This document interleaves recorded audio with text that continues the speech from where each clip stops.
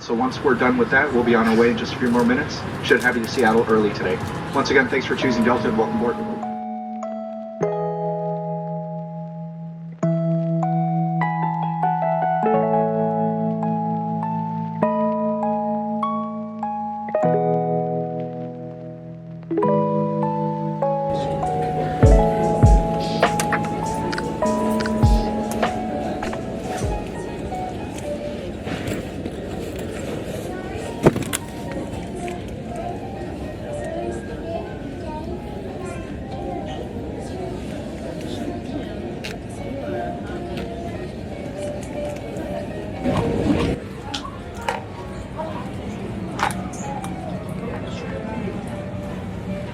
Hey guys, I'm currently on the way to Sitka, Alaska for a abroad trip for school, and I had to do a one-stop transfer flight from Seattle. So currently I'm in the Seattle airport waiting for my flight to Sitka, Alaska. I was super late to my first flight, but I made it just by a hair because I was having a lot of trouble wanting to go on this trip because I've been sort of having trouble going outside, and this morning it hit me like a huge wave of agoraphobia where I really just didn't want to go. So that's why I ended up being late, but I ended up coming because I know that I'll regret it if I don't go. And I already paid for it and everything, so I don't want to waste that money. So hopefully I'll have fun. During this trip, I'll probably be doing lots of hiking and lots of agricultural stuff. And to be honest, I'm a bit nervous about filming in front of random people because usually I have my boyfriend or I have friends around me when I'm filming. So it's a little bit less nerve-wracking to film in public around random people. Also, I don't know anybody else who's going on this trip, so I have to make new friends, which is also really nerve-wracking, but I'm kind of excited, but also really scared. I'll be spending my birthday on this trip. It so happened to fall on the same time as my birthday, and it'll be my big 21. So I'm excited, but also really scared and nervous to spend my birthday with strangers or with no friends. But hopefully I get to do something fun. I packed just in case if I want to do something. Also, I have a little travel buddy with me to help with the nerves. I got this from my boyfriend as an early birthday gift, so it's like a baby gift to go on this trip, and hopefully he keeps me safe, and hopefully I get there safe.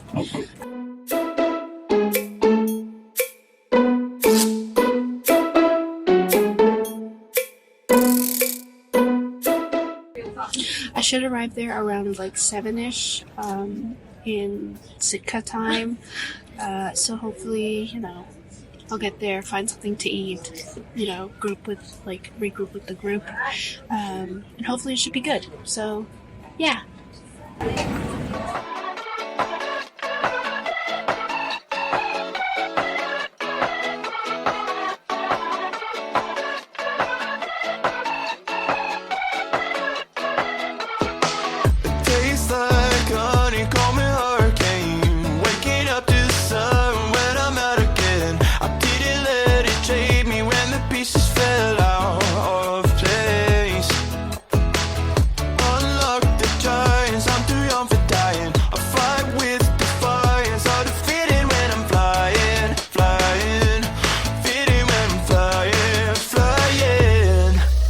Someday never comes, road trips and shotguns, sunshine on my skin, smile is kicking in, vibes are in the air. I'm drenched in sunshine and good times, changing the station with an open mind. I don't wanna sound selfish, but I'm not coming back. The highs of your touch like vertigo, it's a fight or flight rush, no way to take it slow. Feeling like I could breathe in space, Someday never comes, road trips and shotguns, sunshine on my skin, smile is kicking in, vibes are in the air, jumping everywhere, endless nights, 'cause I'm in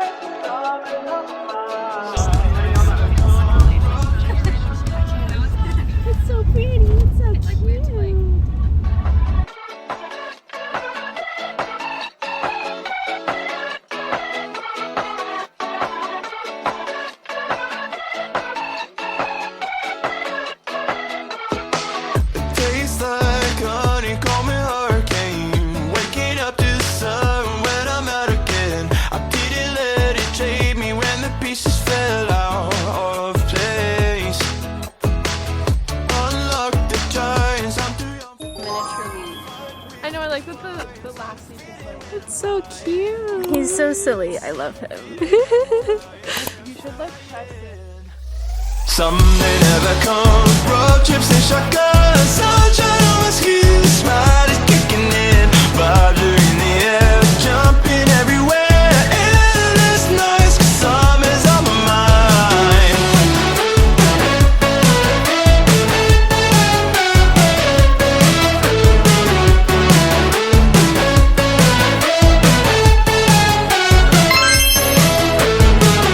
I'm drenched in sunshine and good times. Changing the station with an open mind.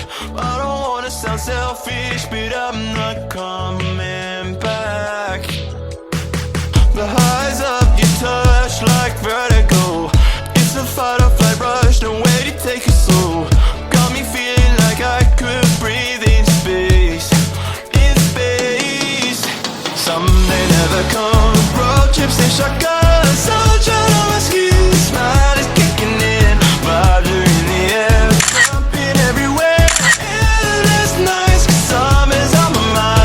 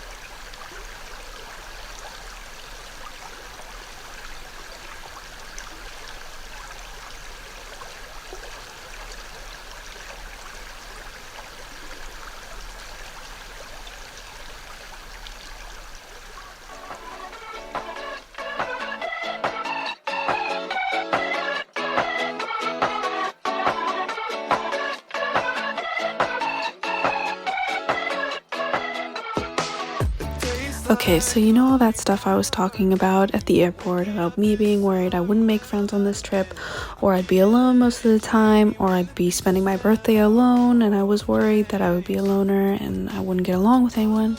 Well, forget all that, because instantly when I met these people, I was so in love with them, and I just think they're just so wonderful and interesting, and they made my experience of coming to Sitka, like my very first experience there, so memorable, and they made me laugh and happy and overall just so excited to be there.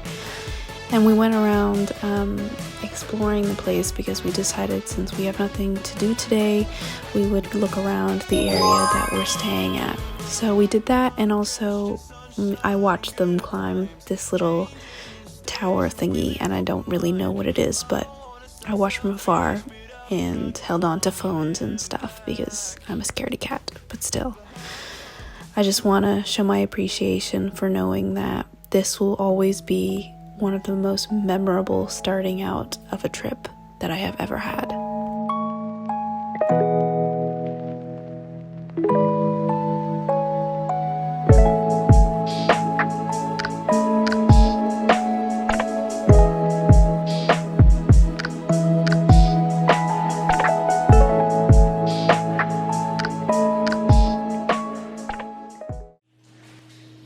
Good morning. This morning I woke up early to get some breakfast before our events today, also so I could practice getting up early because I know like on this trip I'll need to a few times. I know like half the group went to take a cold dive early in the morning because the water here is like super fresh and super clean. But I didn't want to do that on the first day because the first day I'm just trying to get used to, everything. I'll probably do it later in the week, but as of right now, I'm just enjoying my breakfast by myself. Thankfully, they got us some free food. Well, not free.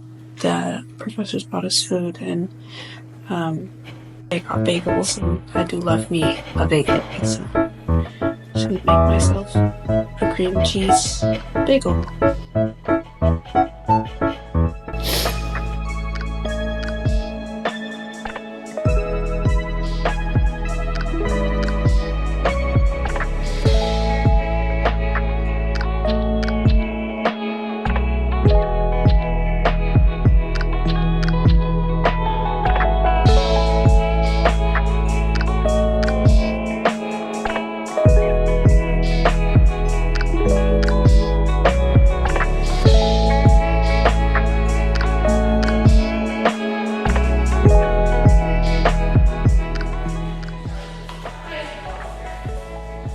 How was it?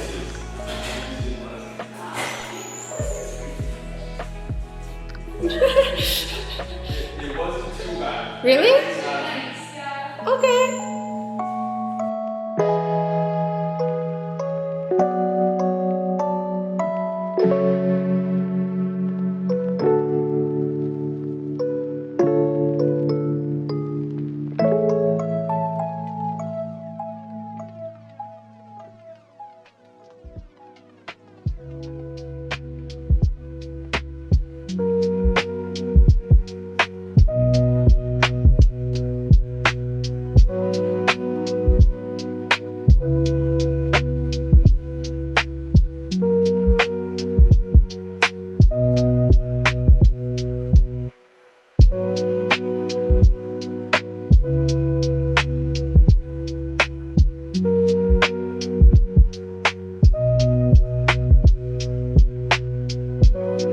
This morning we went to visit the Sheldon Jackson Museum, and it was definitely an experience that I am glad that we got.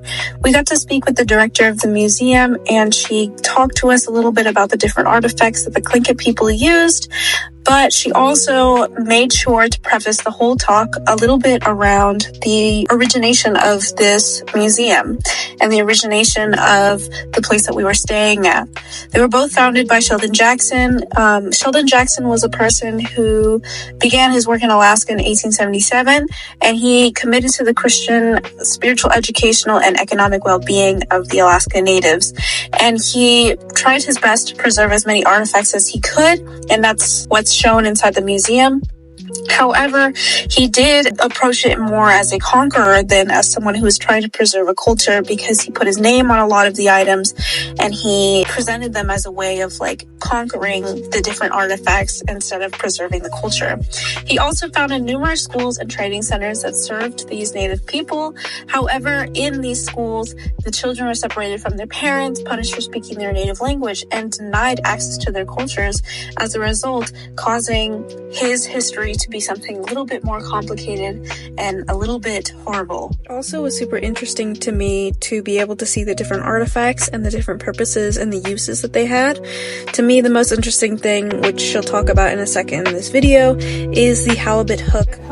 There's a halibut hook that, sorry for those of you who've walked by, let me come back and see it, but there's one right there, and they're shaped like this, and the lower area has a barb, so something sharp, right, that'll catch the fish. And then the opposite area is typically, not always, but typically carved, and it either has zoomorphic or anthropomorphic carvings on it. And it hangs down on a rope or on seaweed, whatever you have to use, and is connected to a float. And it hangs down to the bottom of the ocean floor with some sort of weight, which they would have used rock typically back then. Now we use lead. And there's the float at the top, and it sits on the bottom of the ocean floor because halibut are bottom feeders, and halibut will swim along and then get caught on the barb. Now, Tlingit people were so genius about fishing and about sustainability that they knew they didn't want to catch all the halibut, and they didn't want to catch certain kinds of halibut. So they designed their hooks to be just large enough so that they couldn't catch the really small halibut, because the small halibut can't get its mouth around where the barb is, right? It's too small. So those would be the young males. And the really big halibut, the big females, the big mamas, they're so big that they can't successfully do that either. So by having a hook designed that way, you're perpetuating the halibut population. It's just brilliant. You have all these young males running around to mate with the older females, right? Win-win. You have halibut for forever, for all of eternity, if that's what you do. Well, our hooks now, you know, you can look at the water when you're driving or if you're on the boat. Here in Alaska, you'll see all these orange big floats that have our phone numbers written across them or our last names because they're expensive. If they get lost, you want to get them back.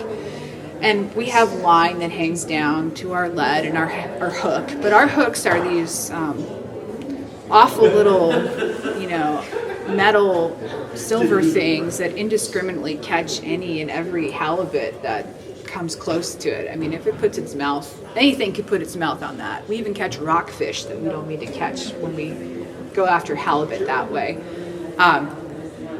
So, you know, I think Jackson, you know, he obviously couldn't have known we would have hooks like this today, but I think that he saw that there was technology like this that was brilliant and that was working and that was a great method for fishing, a successful method for fishing. So that's worth bearing in mind.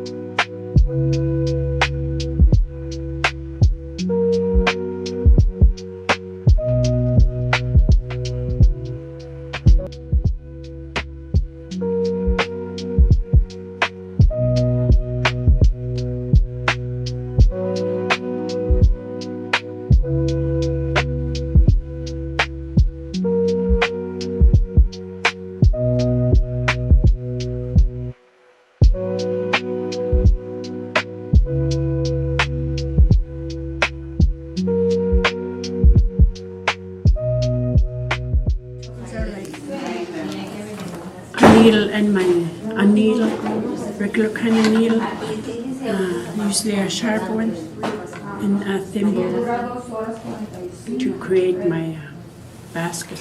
And I start off like a little knot like that.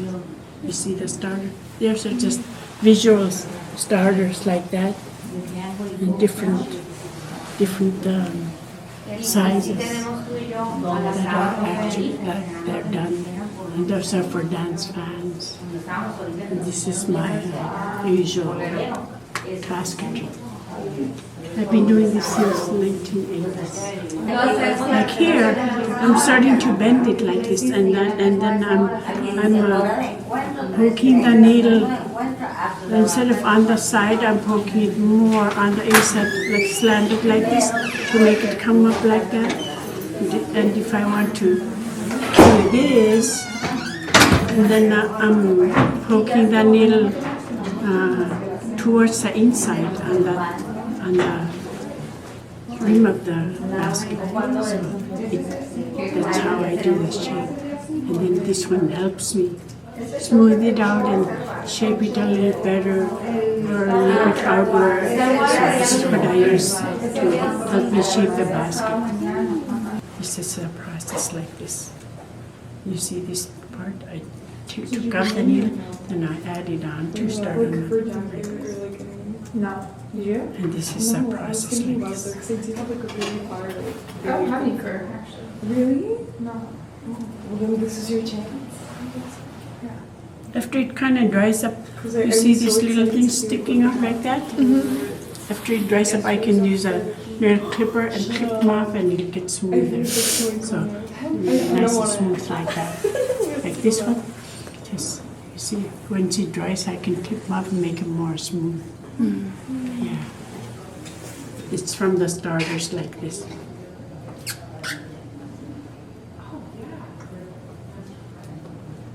Who did you learn basket weaving from? From my mother. This is my late mother in this picture right here. And this picture was taken in 1983, right here. The one with the green jacket over there. And she's holding the same basket right here. Oh. Yeah, 1983. Yeah, but that's how this grass is strong and durable and can last for years. And the shape is still there.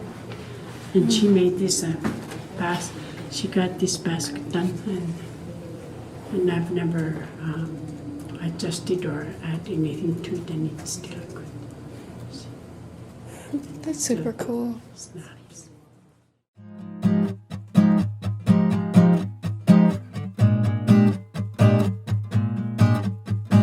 Waiting around for you to call back. Pacing around. That's crazy. Don't be scared, okay? That's so funny. The city is not the place for us to be. 'Cause I'm trying to figure out why you hate me. Was it something I did? Yeah, I don't need to offend. I'm just waiting, because of all of the lies. Yeah, you don't need to disguise your face. I just want you to know that I am rooting for you. It's okay, it's okay.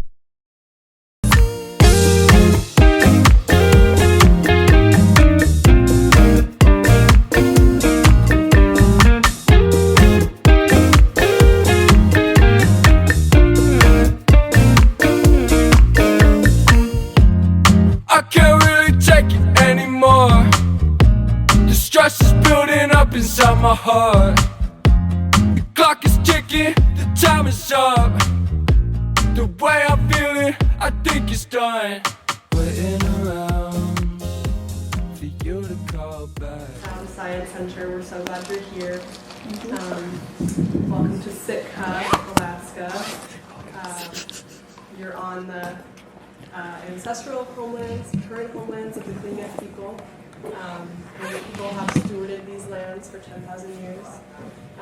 We're really glad you're here. It's going to be a great 2 weeks. We're going to introduce ourselves. We want to hear a little bit from you.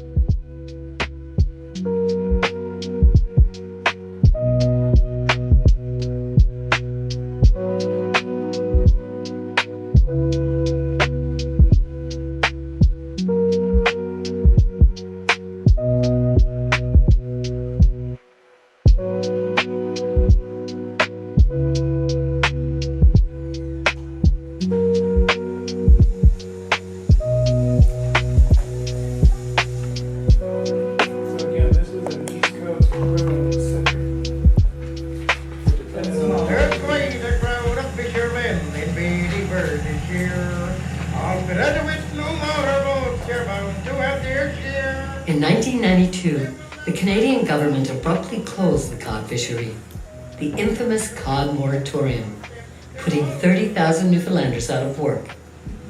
Outports emptied as fisher families moved away or commuted long distance for work as mariners on offshore oil rigs and in the tar sands of Alberta and British Columbia.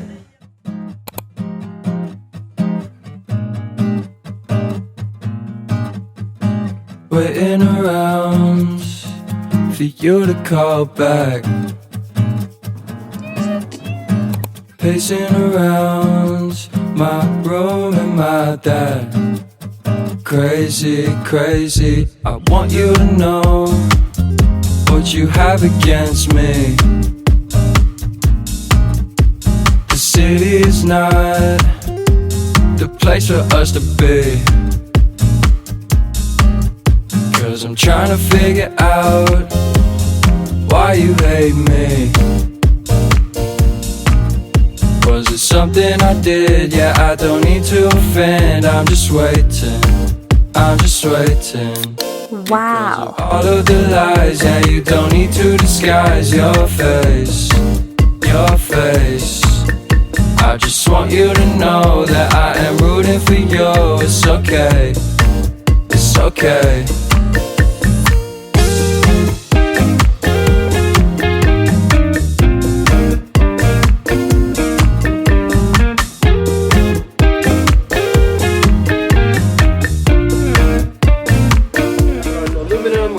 Marble, and we have it on mugs, and of course sweatshirts and t-shirts, and then frame. There's a few other artists in the mix. We don't do the end costumes. And then the jewelry and the soaps and salves are Sitka made. So there's your tour. Have a look around. Let me know if you have questions. That's so cool.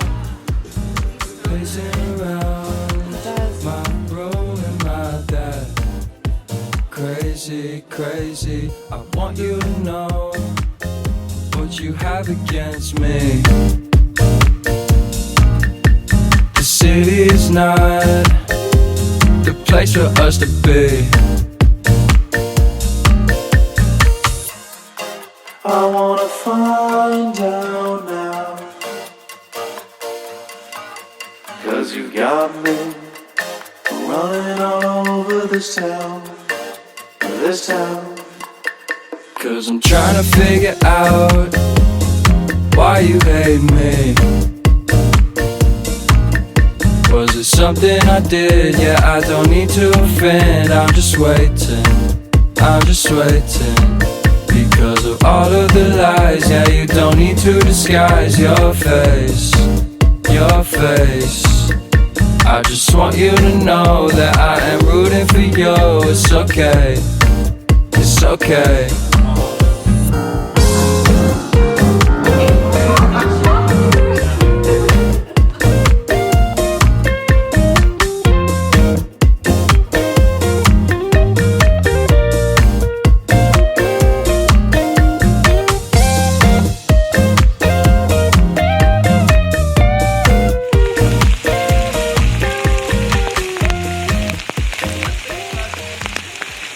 Squishy. Right. That's beautiful.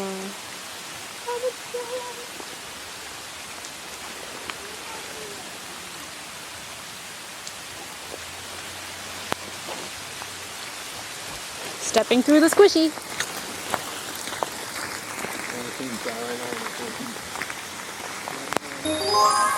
Hello. Welcome to the path. Ahead we have some stone stairs. This says SJC on it. I'm assuming those are floodlights. Yes. To your left, we have a river, or it's a creek, I'd say. And then, wait, I said left, right? Yes. To your right, I don't know, this is gorgeous. I'd live here in that little hut over there if they let me.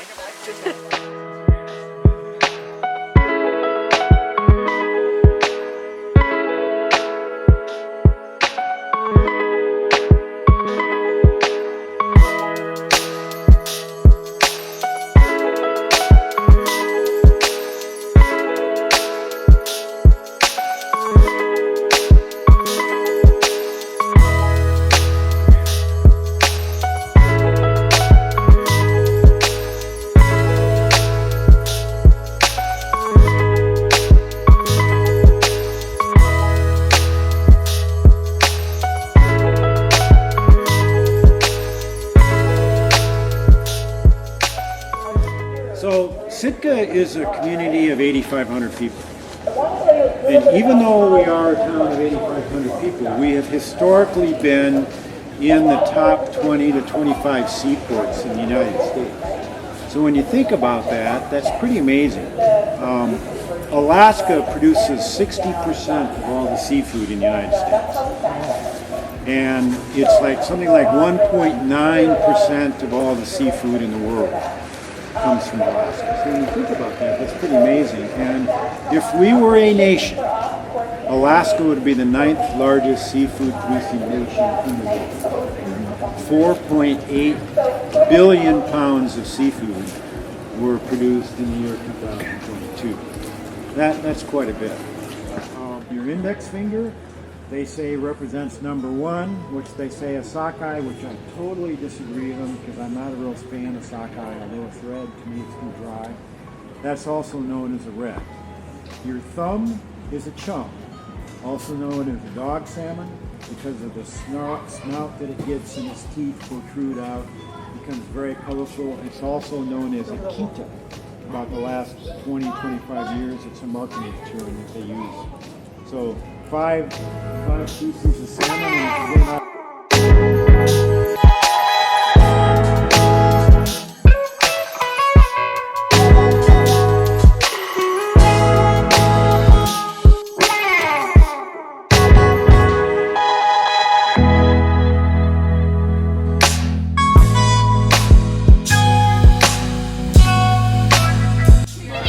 I wanted to get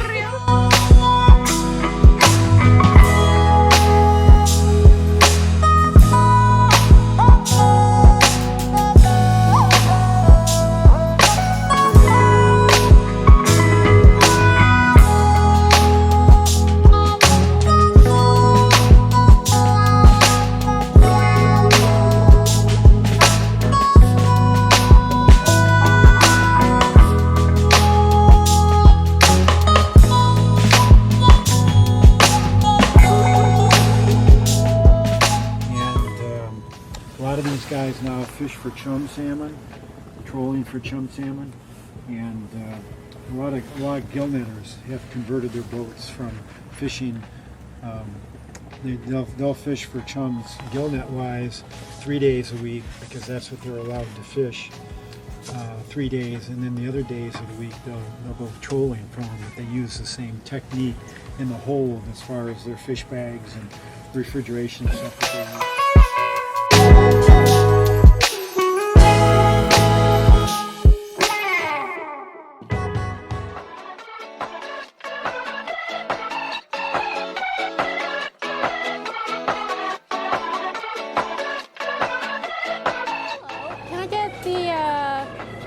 The mac and cheese, and then can I also get a bottled water? Let's see. Mac and cheese, and then salmon. Yeah.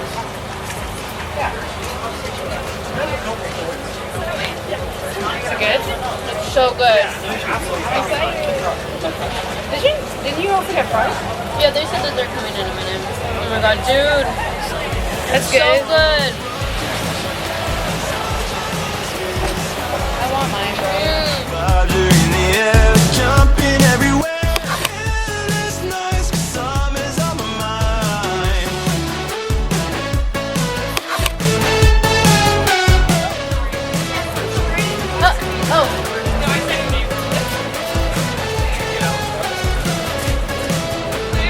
You got extra breadcrumbs too. I'm so excited.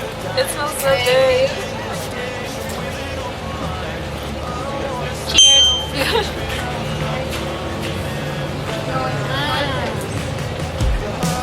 That's so good. It's so good. It's like so creamy.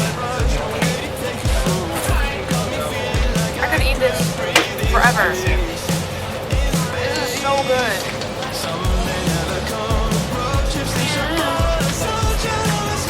Yeah. It wasn't even good. I'm just kidding.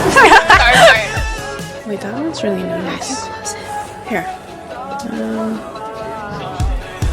Nope.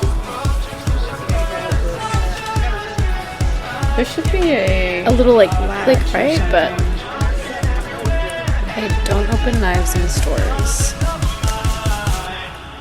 There should be a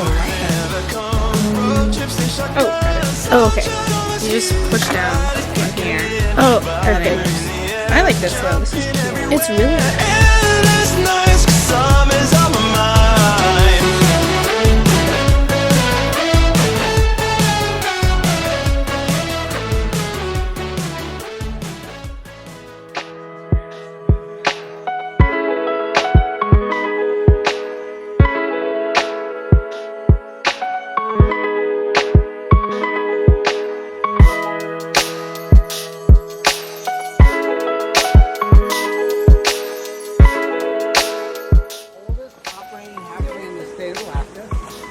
It was actually, as far as permit goes, it was number 2 in the state. Permit number, after number 1 went down, and they weren't able to keep going. So, back in those days, they didn't know a lot about hatcheries. They didn't know a lot about the biology.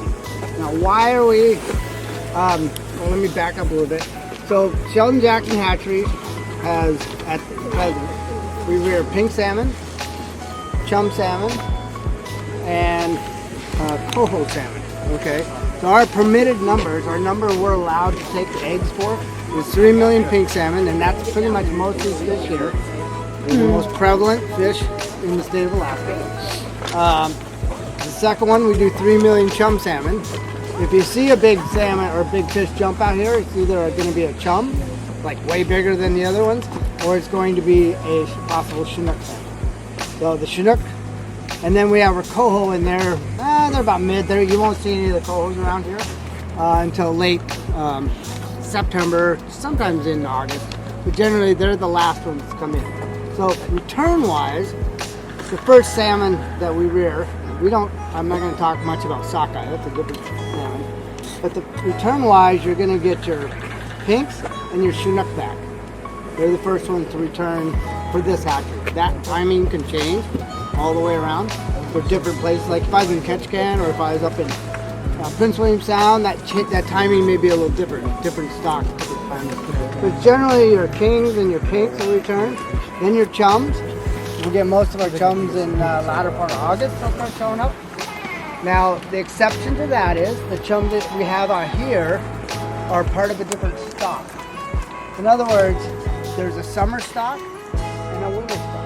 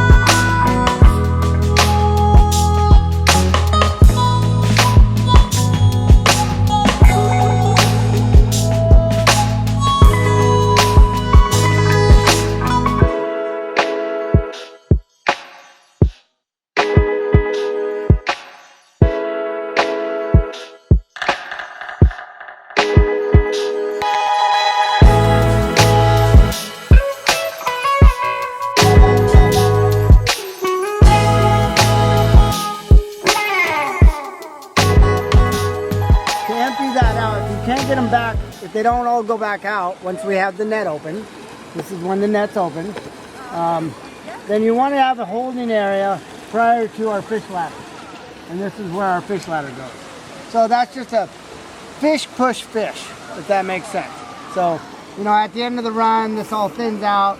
It takes a lot longer to get these stragglers. Plus they're a little tired. You get a little tired. But, towards September, in that area, you don't have a lot of the minus tides. And you can utilize that lower pool as well.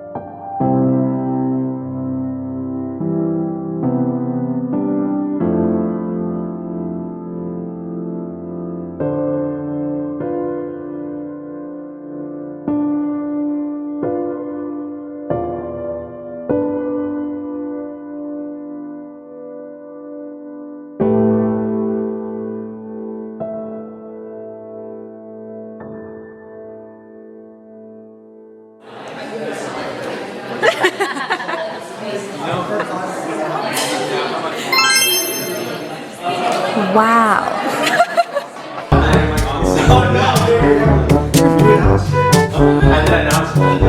What are you doing?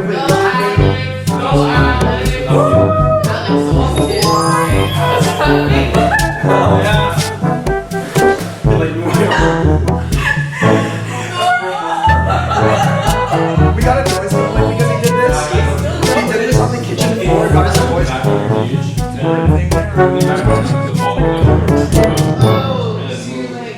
So you're like going back and forth through meters. It's so sweet. But then like as you do it more and more, you don't have to like.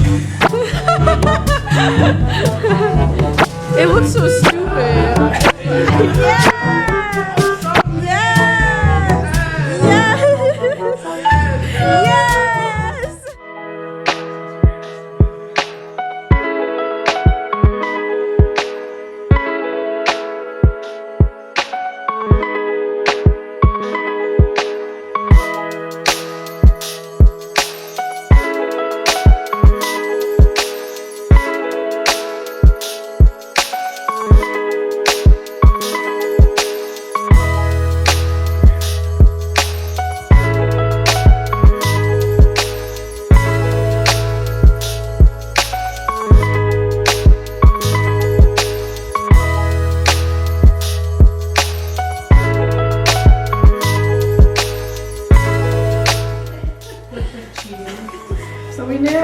So we knew the born, right? They start out as eggs. And this one I do want to explain to you because the first one is called an eyed egg, and that's where you can see the eye of the fish while it's still in the egg. And a little bit more development, it's really cool. You can see the fish swirling around inside the egg.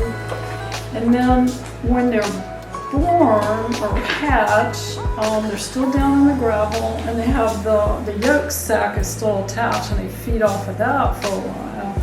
And then eventually they have to come out of the gravel, which is their protection, and start feeding in the stream. And as soon as they can, for pink salmon and chum salmon, which those of you who went down on the bridge, you would have seen both of those. I'm not sure what are they doing at egg take here. What kind of fish did you see in the hatchery operation? What was it? They were pink salmon? Pink salmon chums? Well, we didn't actually see them in the fire, but I mean, all the things were jumping out here. So the pinks are mainly jumping. Okay. And that's what in Indian River right now, it's pink salmon and chum salmon are coming up. And their life cycle is such that they practically bolt down the river as soon as they're big enough. You know, they get out of the river, they get into the estuaries, and they get acclimated to the salt water, and then hang out in the eelgrass until they can get big enough to go out and hopefully not get eaten by anything. So, and the fish live various lengths of time out in the ocean depending on the species. The shortest lives is for the pink salmon, and then the longest is the pink salmon, and they stay out the longest. They stay out up to 7 years, and they're eating the whole time. So that's why they're the biggest salmon. What happens when it's time for them to come back to the stream where they were born? They come back and they go upstream and lay eggs and then die. That's right. Yep. All Pacific salmon die after they spawn, and so they come back to the stream where they were born, or in the case of the hatchery, if they were released here, they'll come back. They get imprinted here, so they come back here. There's different ideas of how the fish can be out swimming around the ocean for years and know how to get back to their home stream. And one of the theories is that fish have magnetite in their, I think it's in their nasal cavities. And one theory is that they're migrating by the magnetic, signal of the Earth, and that's how they're getting back. And then once they get close to their home stream, it's the particular chemical smell of the stream that they know is theirs, and that was imprinted on them before they left the stream.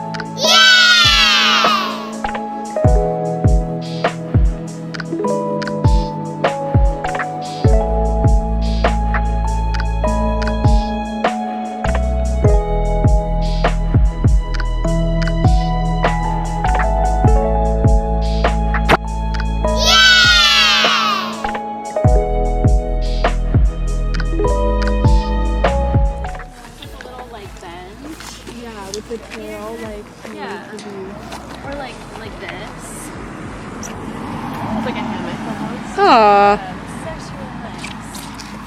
And it's cute.